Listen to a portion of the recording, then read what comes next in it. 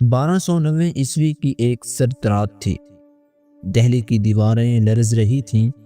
دھول میں لپٹا ایک 22 سالہ نوجوان گھوڑے پر شہر میں داخل ہوا، ہاتھ میں خون سے ٹپکتی تلوار، آنکھوں میں ایسی آگ کہ منگول سردار بھی دیکھتے تو پیچھے ہٹ جاتے۔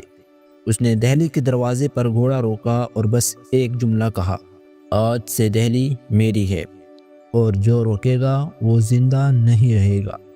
وہ نوجوان علاؤالدین خلجی تھا۔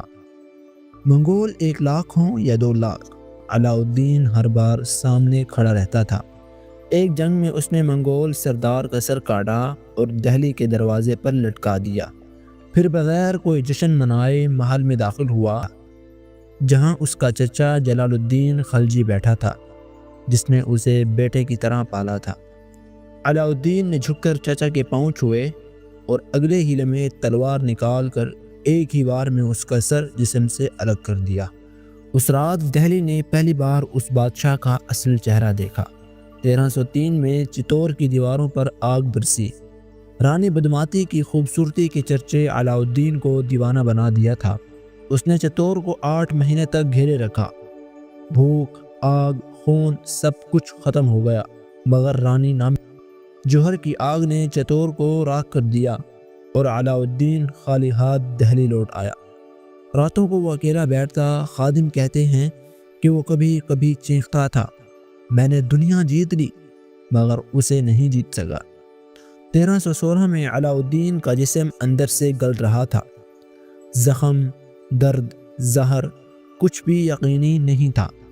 آخری رات اس نے اپنے سپہ سالار ملک کافور کو بلایا اور دھیمی آواز میں کہا، میرے بعد میری لاش کو چھپا دینا، کوئی قبر نہ بنانا۔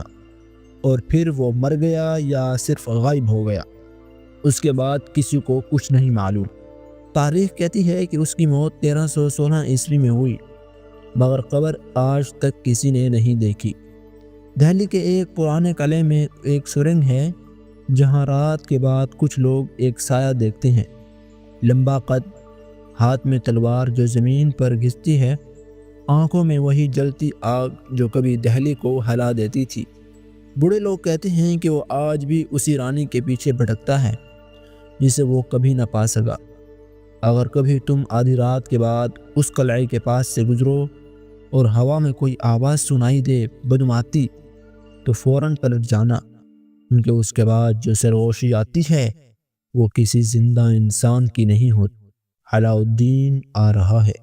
کچھ بادشاہ مرتے نہیں، وہ بس لوٹنے کی دیر میں ہوتے ہیں۔